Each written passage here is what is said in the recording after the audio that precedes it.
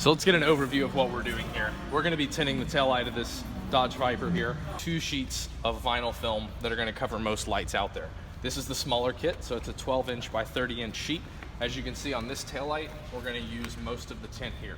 You would have some extra left over if you wanted to do a side marker or something like that. You will get 2 sheets, so you'll get 1 sheet for each side of the car. So let's go. So my objective with this video is also to really show you and introduce you to our new tint film since it's brand new. So I'm gonna stop at some points in the video. I might move the camera. It won't be a fully real-time video. But that way, if I run across any problems or I have to stretch something out or get a bubble, I'll be able to take care of it and show you how I take care of it. Of course, the first thing before you tint any light is to take our prep spray and go ahead and clean off the light. This car is in the middle of a showroom at Interstate Dodge here in Monroe, Louisiana. So I know the light's already clean. Really what I want to do is take away any shining agents or anything they may have put on the car to make it look really good here on the showroom. Our prep spray is perfect for that. So I'm just going to give it a couple quick wipes. Okay, so I went ahead and cut out the piece that I'm gonna need using the grid on the back of the vinyl. It's pretty easy to go ahead and line up and see what you're gonna need. You can tell I've got extra around the entire light. That's gonna help me pull the film and not blemish it behind. So we'll go ahead and get started here. As you can tell, the film is much thicker than our last film. So I'm gonna take it and just tack it right here to the light of the car. Now that I've got it tacked there, I'm just gonna put some minor tension, stretch it out and make sure that I can cover the whole surface. As you can see, it's all covered. This is gonna work just fine. I'm gonna start by pressing around the edges here. This is not that deep of a recess. If I'm worried about pullback, you can see how easy the vinyl is to pull forward. I can actually work it into this recess a little bit deeper. Might give us a little better starting point. So now the most relaxed part of the vinyl is actually not on the top, but just barely inside that edge. Then pull the bottom up, and I'm gonna continue using that technique to do the bottom here also. So you can see I'm just really fast with my thumb pushing on the film. The added thickness really helps me not crease the film and just makes it an absolute breeze to work with. So as you can see here, the air regress technology is really good. The thickness is really helping. Look, I can't crease that, even if I use my nail. Just gonna lift that up, put a little bit of tension here, and go ahead and apply that. Same thing, just work all the bubbles out.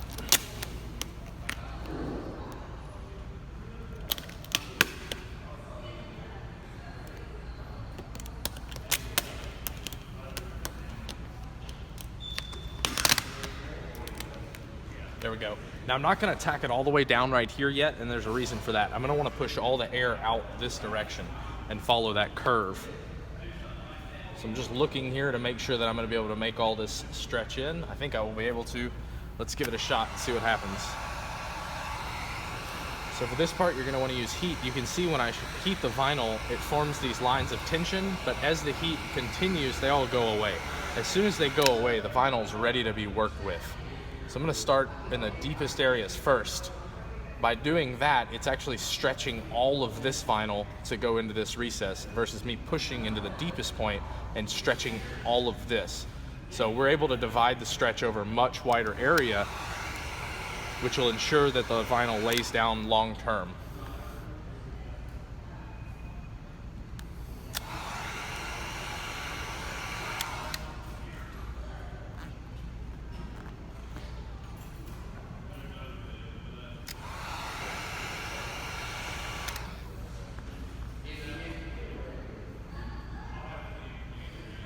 Okay,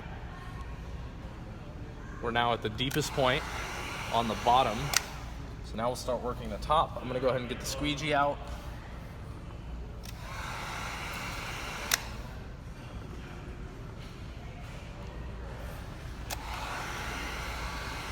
I'm doing the same thing. I'm keeping the vinyl hot in the middle of the stretch here, and I'm applying the top and the bottom, which is evenly dispersing that tension up and down over the whole area of the tent.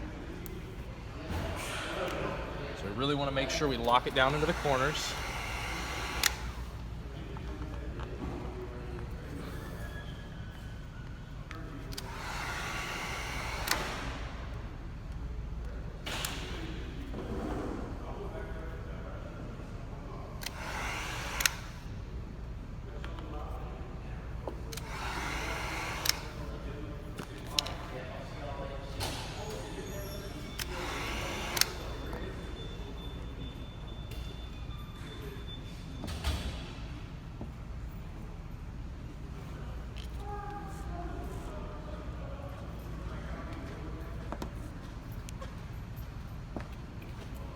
You really see the air egress technology working here, having no problem moving the air out to this side of the light.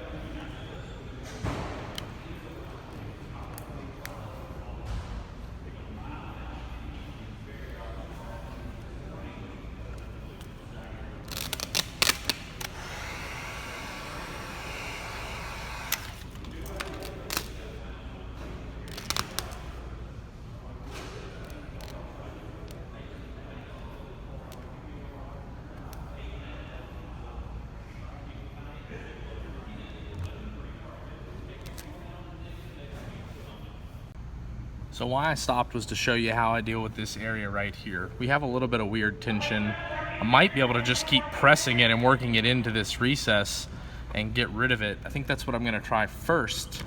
Part of me just wants to pull this back and stretch that out. I think that's what I'm gonna do actually. So look at how easy that film popped off the light. Now we're just gonna go ahead and heat it up just a little bit. Now that we got the film soft, I can put just a little bit of stretch on it.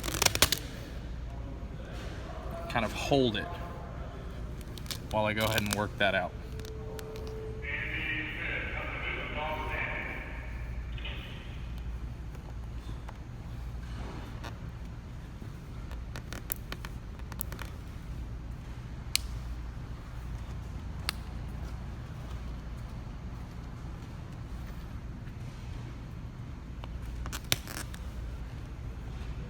Here again, it's pretty much just the same tactic. Just keep moving the air out to the side.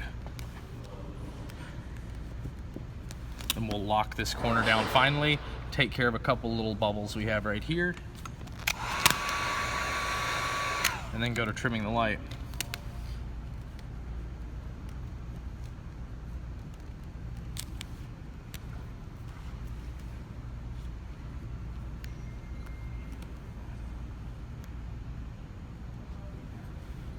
This is an automotive wrapping vinyl, so because of that, you're gonna need a heat gun, and you're gonna go ahead and release the vinyl's memory effect.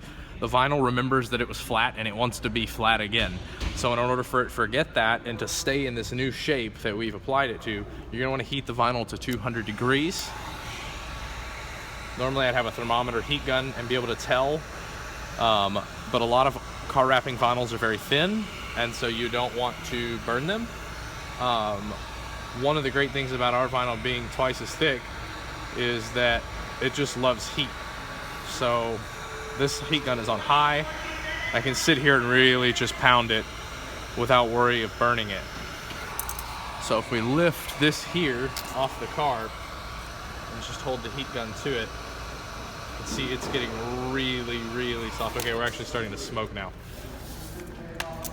So this vinyl handles heat extremely well. Yeah, very hot. But you can see how thick it is.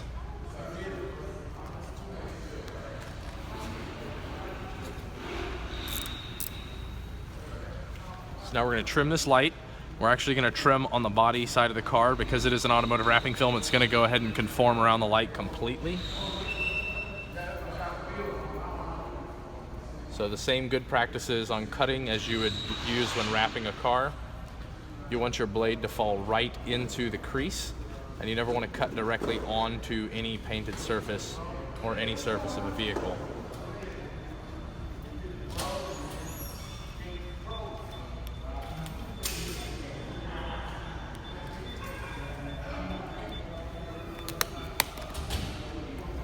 Again, right here at the top.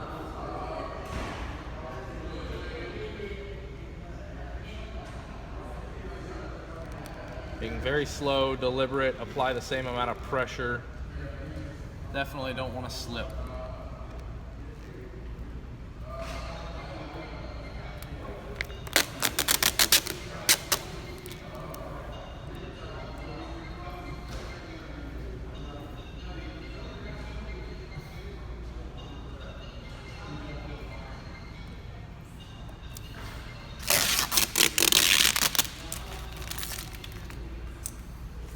Here we're going to use the heat to conform around the light.